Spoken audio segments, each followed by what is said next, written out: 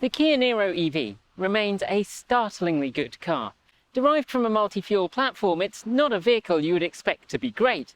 You'd expect serious compromises to the interior volume. You'd expect the drivetrain to be lackluster, but actually, it's really startlingly good. And it's a vehicle that we've had on the staff car fleet for the past 3 years. That's not to say that better use couldn't have been made of the interior space. I mean, why no frunk? But when our very early 2019 Kia Niro EV joined the staff car fleet, I didn't realise how much of a run for their money the specs would still be giving modern EVs 3 years later. So now that we've passed the 30,000 mile mark, let's talk about the highs and lows of our EV ownership. But first, sometimes we feel we've got to notify you, you've got to click the bell for the joy you get from subscribing to us, the views we share, that you share everywhere. And I've lost my tune.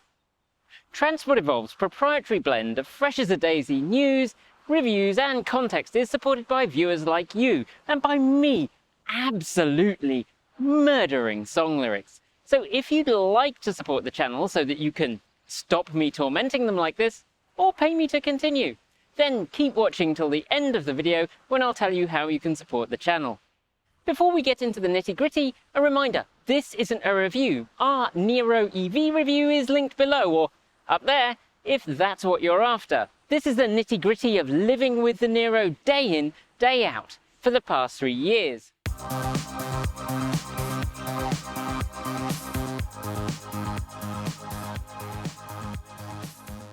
The 2019 Niro EV is a bit of a rarity here in the US.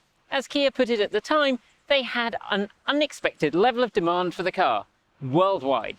The unexpected bit kind of startled me because every dealer I called when the car was announced was clear that there was a hell of a lot of demand, and every media source, us included, was clear that this was an exciting vehicle, despite its looks, and a vehicle that was expected to sell really well. But hey, maybe Kia didn't hear about that. So it was a struggle to get one, which we documented back at the time. Since then we've had a few minor issues with the car, which we'll get to in a bit, but we've racked up 30,000 miles, done a bunch of rapid charging and a ton of towing. We've updated the firmware in the head unit, installed a comma 2, and linked the car to a better route planner. It's been used and abused, carrying a quarter ton of rotting wood to the dump, ferrying sheets of plywood and lumber and plasterboard on the roof rack and on the trailer, and helping our friend Winter move into his apartment. It's been used as a chase car for filming, and it's also had the life of a regular family saloon. So let's start by looking at how efficient it's been over the past 30,000 miles. I have essentially 2 commutes. One to this job, so we go down to Oregon to film. That didn't used to happen super regularly, but recently we've had some very shiny cars to review, so I've been making that trip more often. That's about 140 miles each way, which is almost entirely freeway conducted at, shall we say, it's all driven at around the speed limit, which for the majority of the trip is 70 miles an hour. The times I travel down there, there's generally not a lot of traffic. The return journey can be a little bit more tedious, traffic-wise. My other commute I do twice a week on average. It's about 50 miles and it's mostly divided highway or dual carriageway. That's at a limit of 60 miles an hour. In the summer, I'm still running on the tyres that came with the car. In the winter, we use Nokian Hakkapeliitta R3s, and I've been pretty terrible about switching between the winter and summer tyres. Particularly the first year of COVID, our mileage was well down, and yeah, I'm lax. They go on when it starts getting cold, but I'm not super great at pulling the summer ones down from the attic to refit them at the end of the winter. So while I do still do some runs to Home Depot and our local hardware stores and obviously other errands, there's not been a massive chunk of my mileage that's been in town. So in town is probably lower than, quote, normal, especially as we'll often use the Soul EV for that kind of stuff. The Soul's nearer running out of time on its warranty, so we want to run up those miles before that happens. Based on the in-car data, I've averaged 3.5 miles per kilowatt hour, or about 17.8 kilowatts per 100 kilometers. Not great, but not terrible either. It has definitely got a bit worse since I started letting the comma unit do the bulk of the driving. Before then I was getting 3.67 miles per kilowatt hour, which I make about 16.9 kilowatt hours per 100 clicks. That gives a usable range of about 230 miles on average.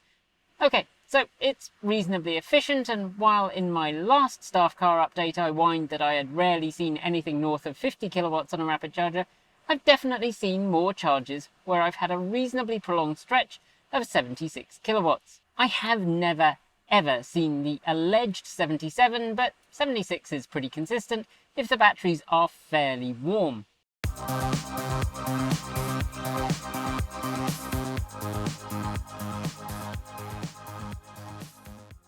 But that caveat does reveal for me one of the minor issues, and it's minor for me because I don't do a ton of long distance drives with multiple charges. It would be more of a pain for anyone doing a ton of long distance commuting, despite being equipped with battery heaters, because this is the variant with the heat pump and the winter package. There is no way to tell the car to turn on battery preconditioning as you're on the way to a rapid charger. We also saw that in the EV6, but in that vehicle, in some markets, it is now available. Unless someone hacks into the Niro through the OBD interface, then it's not coming. Reportedly, they're not very powerful anyway, so it would take more than an hour for it to heat the battery up from 5 to 25 Celsius for charging. So without that preconditioning in a cold winter with a cold battery, you're going to get much longer stops for rapid charging, and that's what I've found. The other minor niggle is that you can't set it to preheat the cabin on a schedule when it's not plugged in.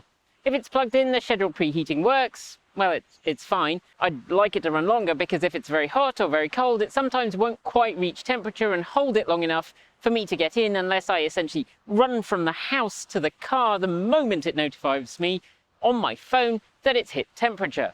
So by the time I've navigated, putting on my shoes and my coat and whatever else I'm doing, the preheating has switched off, and because the objects in the car aren't warm or cold, it changes back to the temperature it was very quickly. It's also too short to melt snow or ice off sometimes and needs a second cycle just started again through the phone app.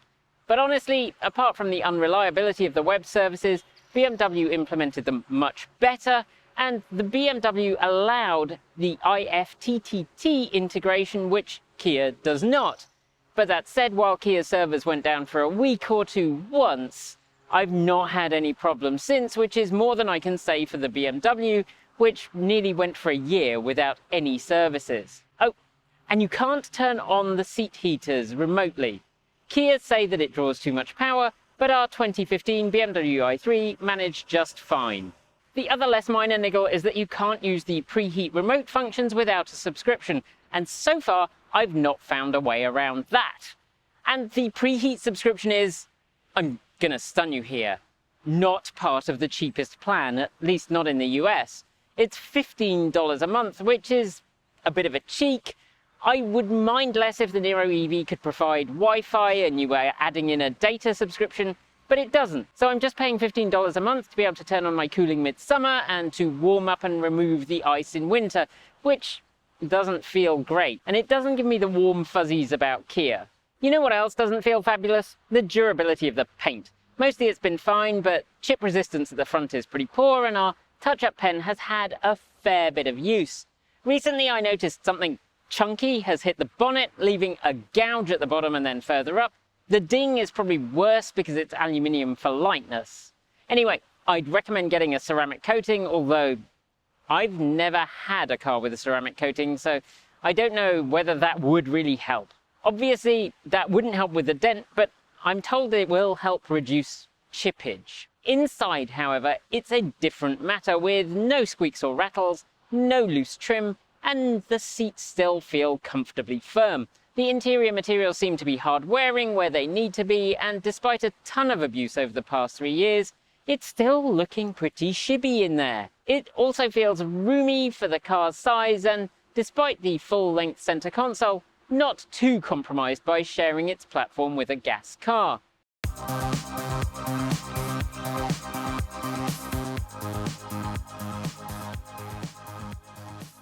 In contrast to those earlier negatives, what does feel great is taking the car to the garage for its routine maintenance, of which there's been very little.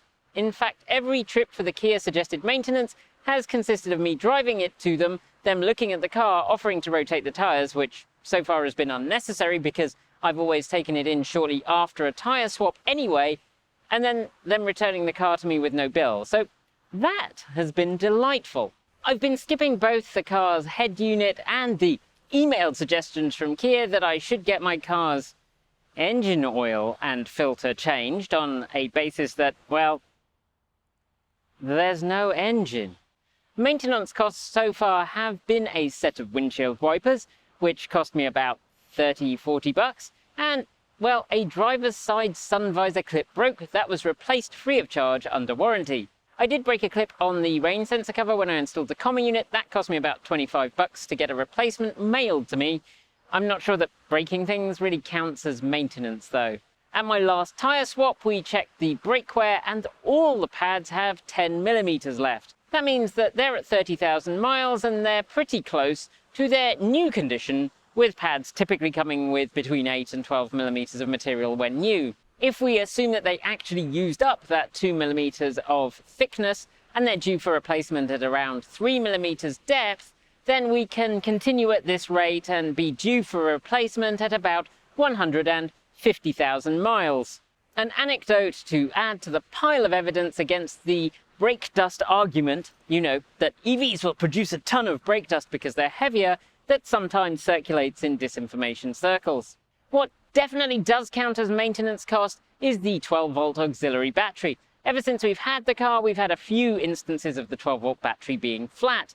The first one's tied in with the installation of the open vehicle monitoring system and a bug in the nightly releases for that, which I eventually opted to remove anyway, because when I bought it, I intended to use it to control the preconditioning, something that I hoped would be possible. But it looks like that's impossible without something similar to the 14 Evo All, which exposes CAN bus signals that aren't normally available. Incidentally, if you're thinking about it, the 14 Evo All isn't available for the Niro EV. Believe me, I've asked several times. Anyhow, a month or so ago, the battery started intermittently complaining about being low, and then I had about 3 or 4 incidents of a failure to start and needing to use the 12-volt jump pack that I've kept in the car ever since the first one. The last of those was actually while we were filming the EQS review, embarrassingly. I did talk to Kia about this, but if the battery passed their diagnostic test, then it would have cost $150. And that, ironically, is about the same cost as the nearest similar battery from Costco. Annoyingly, I couldn't find an exact swap, but the slightly larger 65 amp hour battery fit with some minor modifications to the battery tray. Interestingly, since we got the car, turning off the ignition would lead to a near instant alert on the screen, declaiming that we should not use the head unit with the main power off.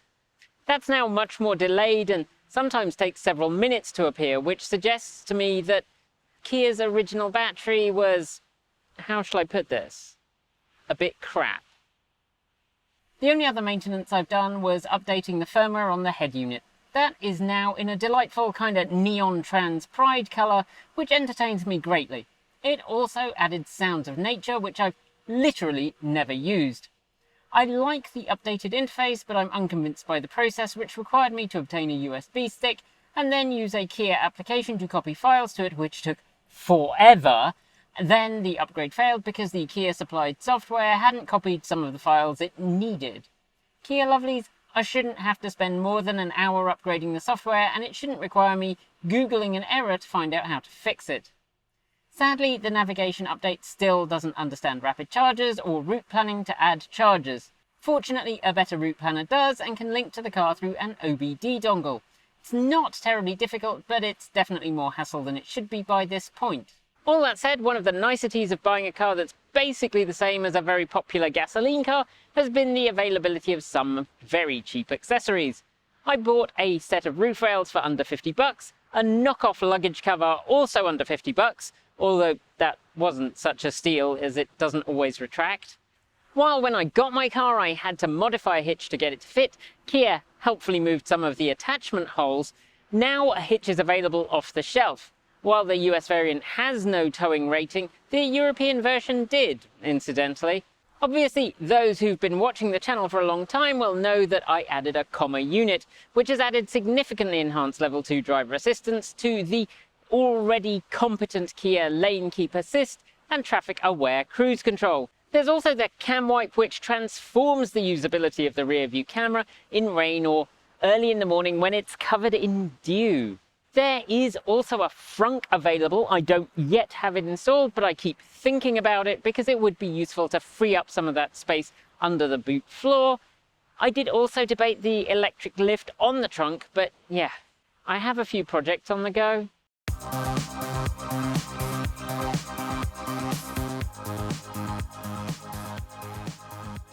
Okay, so then we get to the real money. How is that 67.5 kilowatt hour, 64 kilowatt hour usable SK Innovation battery pack holding up? At 3 years old, Geotab's average across its survey of 6,000 EVs suggests that it should be at around 93.9%.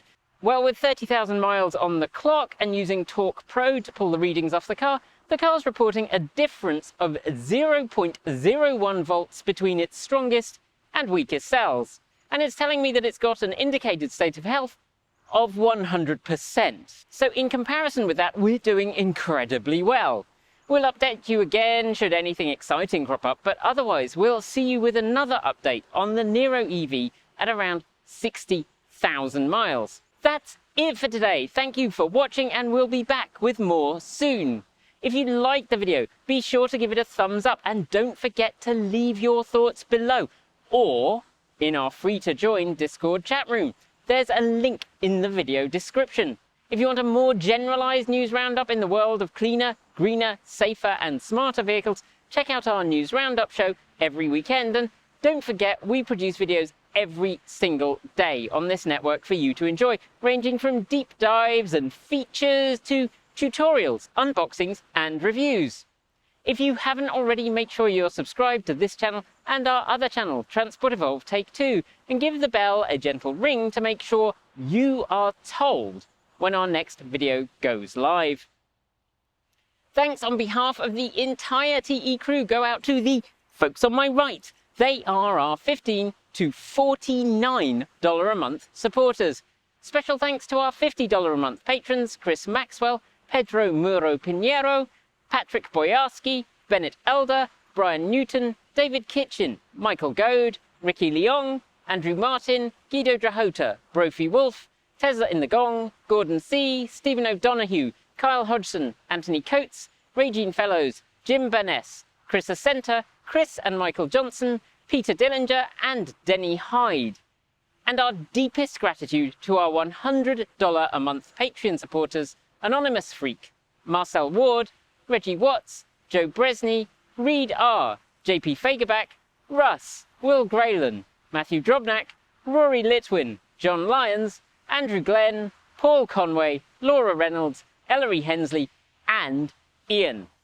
Want to be part of the amazing list? You can join Patreon at the link below, hit the join button below to support us on YouTube, or show us your support through Bitcoin, Ko-fi, or our cool swag store. Links are all down there.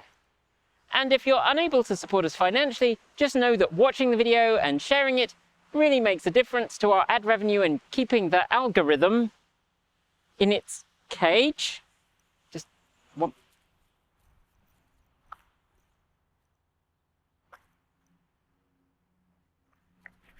Thanks for joining me, and keep evolving.